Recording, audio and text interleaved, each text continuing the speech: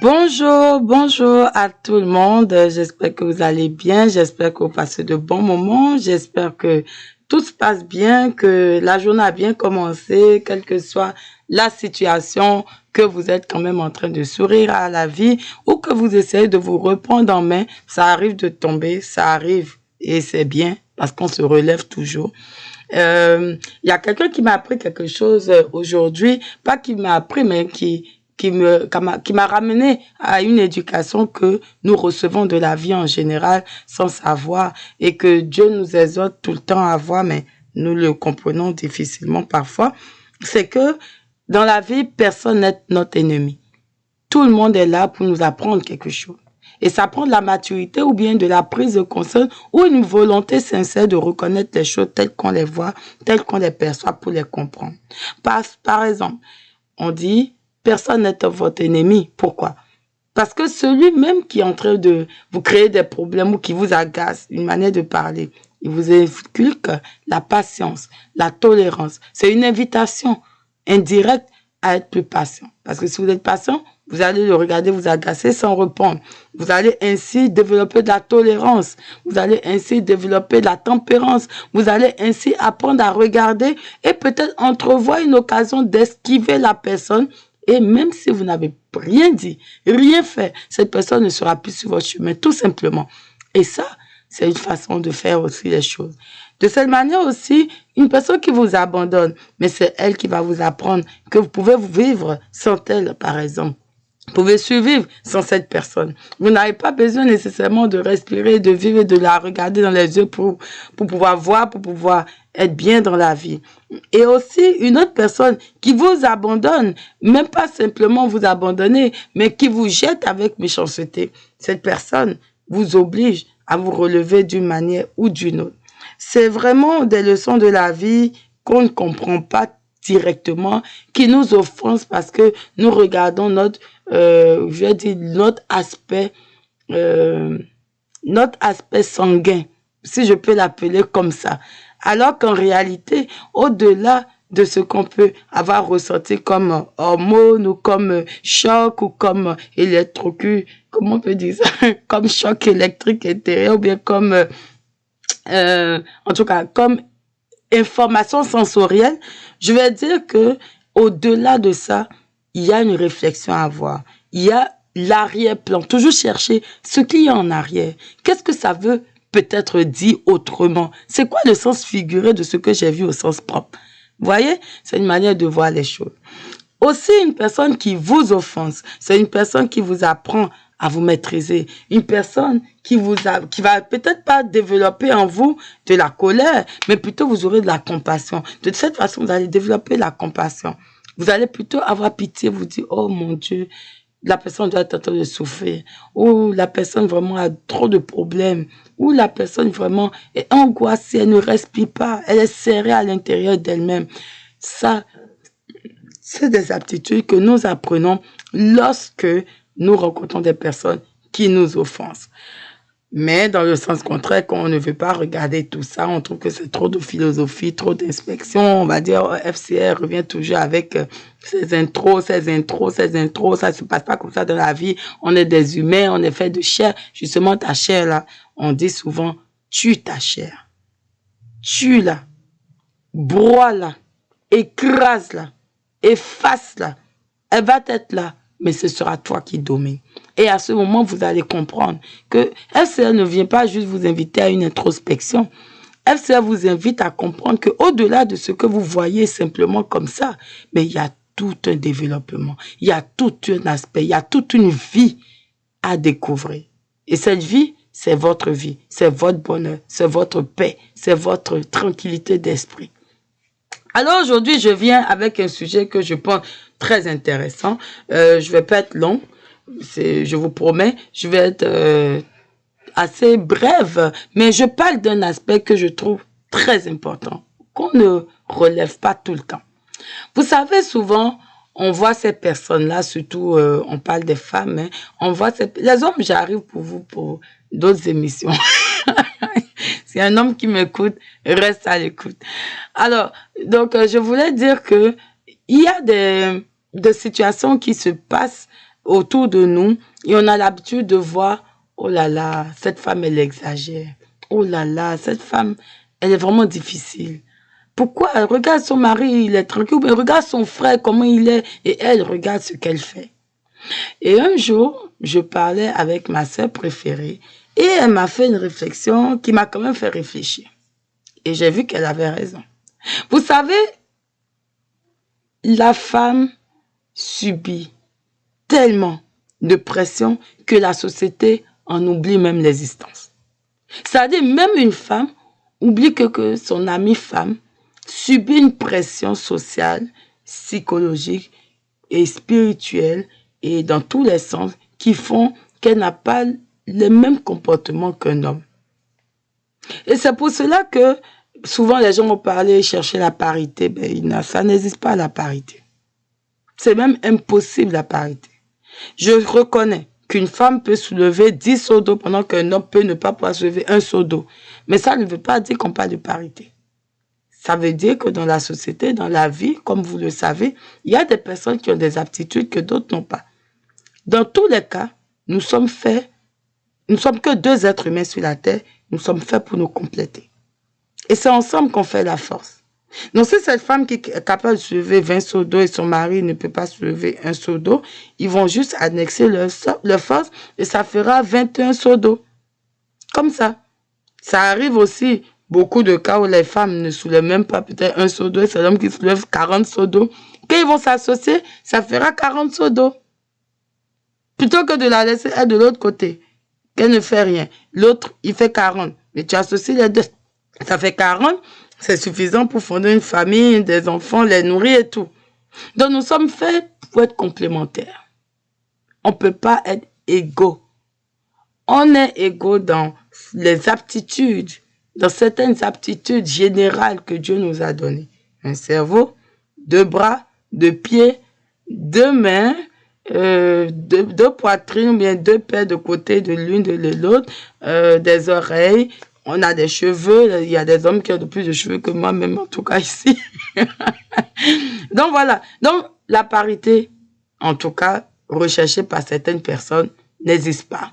Aux grandes dames de vous décevoir, je suis désolée, mais c'est la stricte des vérités et tout le reste autour, c'est juste du verbiage. Mais c'est très important que la femme ait une place dans la société, oui, parce qu'il y a des sociétés où les femmes ne sont même peut-être pas encore considérées comme des humains. Et ça, c'est grave. Ça, c'est grave. Mais on ne parle pas de parité. Dans le féminisme, tout le reste là, c'est d'autres choses. Donc, ça, c'est pas mon sujet du jour. Je voulais vraiment dire que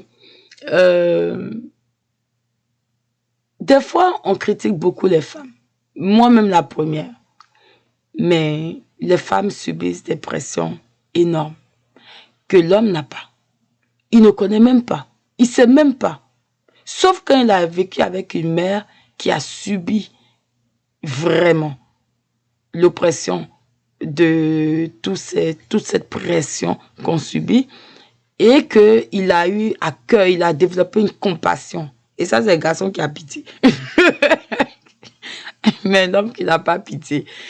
Chinois ou Coréen ou ne vous laissez pas baigner par les films coréens. Ne vous laissez pas baigner. Garçon, comme ma maman dit, c'est garçon. Il n'y a pas de grand-père, il n'y a pas mon papa, il n'y a pas mon oncle, il n'y a pas mon ci, mon ça. Garçon, c'est garçon. S'il n'a pas de la compassion pour ta situation, vraiment, il y a quoi pour toi. Il va vivre sa vie tranquillement comme s'il n'a même pas compris ce que tu fais. Mais c'est la vérité. Déjà pour commencer, cet homme, l'homme, n'a pas quasiment de limite d'âge pour se marier. Biologiquement, il n'a pas d'horloge biologique jusqu'à un âge super avancé. À l'école, il peut aller à l'école, il peut travailler, il a une certaine liberté. Et je pense que quelque part aujourd'hui, c'est ça qui se transcrit dans le fait que depuis les années 2000 jusqu'à maintenant, vous voyez les femmes avec tout ce mouvement féminin qu'on voit en apparence intellectuelle, mais en réalité, les femmes ont toujours été actives sans aller à l'école. Et vous le voyez, vous allez voir un homme qui se sent, il voit qu'il a le temps, il est tranquille, ils ne sont pas stressés. La femme est stressée. La femme, elle est stressée. Déjà, il faut qu'elle apprenne à cuisiner, il faut qu'elle apprenne à préparer, il faut qu'elle se marie, il faut qu'elle ait des enfants, et quand les enfants viennent, sa vie change chaque étape. Déjà, elle grandit, après, elle a les seins, elle change. Ça aussi, c'est quelque chose. Le regard des gens autour d'elle change. La manière dont on va lui dire, habille-toi comme ça, habille-toi comme si, c'est ça, ça change. Tu es une enfant, tu deviens plus enfant à un moment donné. Après, tu as les menstrues. Si on t'a pas bien dit, ta maman va te dire, c'est fini à partir de maintenant, tu dois plus t'approcher de garçon. Ta vie change encore. Tu finis ça, cette étape. Tu dois passer les examens comme les hommes vont passer les examens. Tu dois aller à l'école comme les garçons vont aller à l'école. Tu dois apprendre tes leçons parce que tu sais que si tu n'as pas appris, si tu n'as pas fait quelque chose, si tu n'as pas un diplôme, ça se peut que tu deviennes une boniche de quelqu'un. C'est ce qu'on pousse dans la tête des gens, des femmes aujourd'hui et de plus en plus, mais c'est pas nécessairement vrai.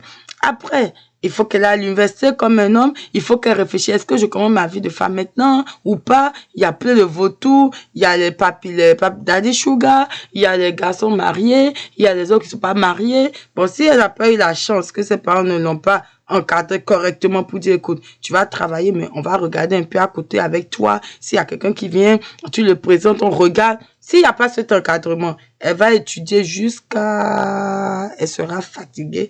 Une personne va lui parler, quelqu'un va la décevoir, quelqu'un ci, quelqu'un ça. Et quand elle commence des fois mal, ça continue de mal en pire des fois. Et après, toutes ces pressions fait que à 20 ans, la femme est déjà pressée de s'assurer qu'à 25 ans, au moins, elle est fixée. À 25 ans qu'elle n'est pas encore fixée, elle court pour être fixée avant 27 ans. À 27 ans qu'elle n'est pas encore fixée, elle court pour être fixée avant 30 ans.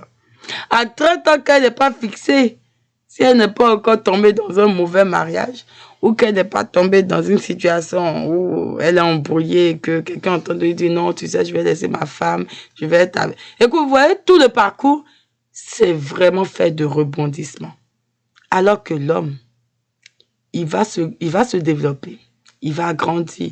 Il va peut-être changer la voix, il va peut-être avoir des babes, il va peut-être avoir ci ou ça, mais il a une tranquillité que la femme en général n'a pas. Il a des défis, mais il n'a pas plusieurs défis à la fois. Et ça fait que ces femmes-là, qui sont des femmes mariées, qui sont des fois encore célibataires, ou qui sont encore jeunes, elles sont agitées. En plus d'avoir des hormones qui font que vraiment tout grimpe ou tout descend. La pression est vraiment énorme. Et souvent, on ne le voit pas parce que je pense que j'étais en train d'entrevoir une situation et puis je me suis rendu compte que, mais oui, effectivement, cette personne n'est pas contente, elle se comporte d'une certaine manière, mais si tu vas y voir le fond, on dirait que elle est en train de dealer avec quelque chose de tellement difficile dans sa vie personnelle que c'est ce qui se transcrit. Alors, elle n'est pas en paix avec elle-même. Vous allez voir des femmes mariées qui ne sont pas en paix.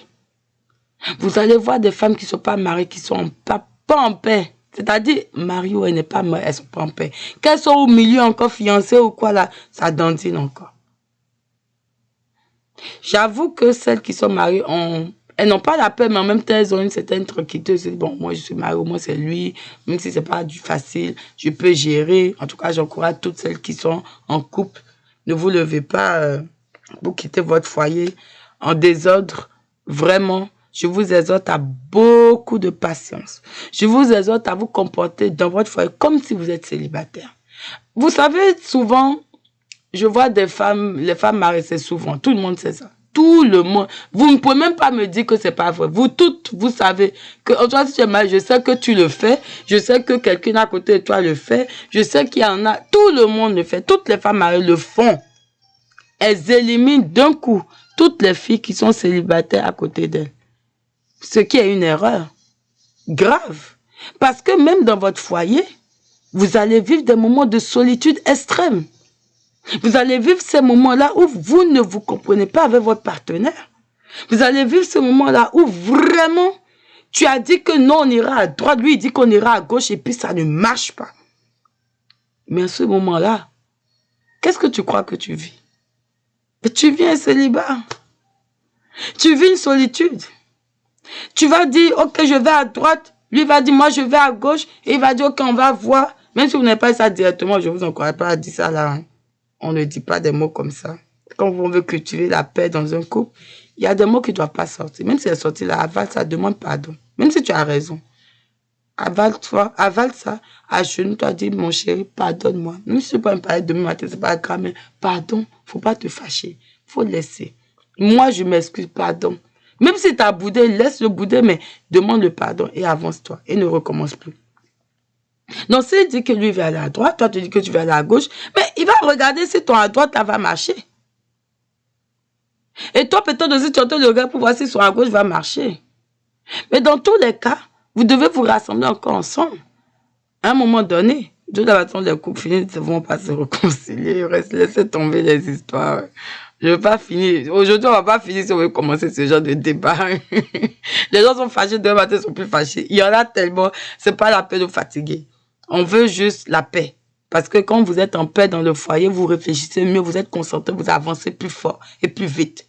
Alors que si vous êtes divisé, vous laissez des brèches, vous laissez des trous, vous laissez du yama rentrer, vous laissez les mauvais esprits, les mauvaises vibrations vous envenimer et vous vous perdez. Et ça, c'est une perte de temps. On n'a plus le temps à perdre aujourd'hui. Vous avez des enfants éduqués, éduquer les enfants pour que vous soyez des modèles, pour qu'eux-mêmes soient des modèles.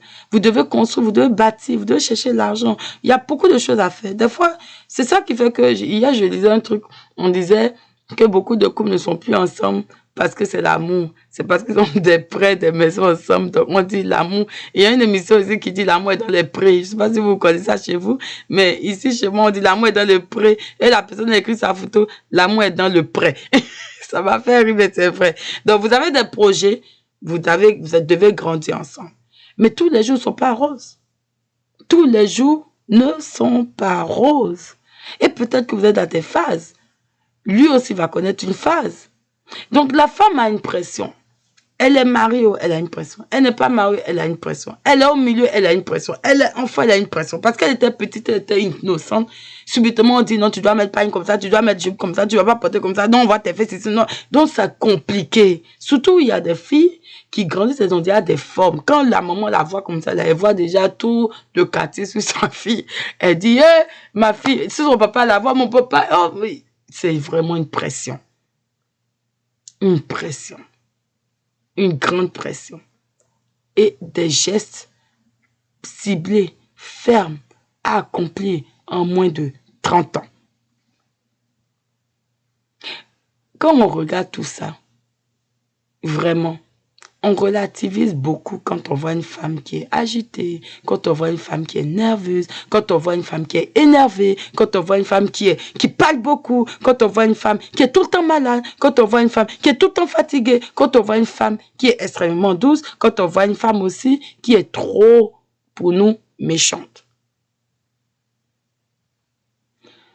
Tout ça pour vous dire que dans cette vie, il ne vous suffit pas de regarder quelqu'un de loin et de juger, de médire, de calomnier, d'insulter et de dire ce que vous ne savez pas. Les gens vivent des choses. La femme, souvent encore plus. Souvent encore plus.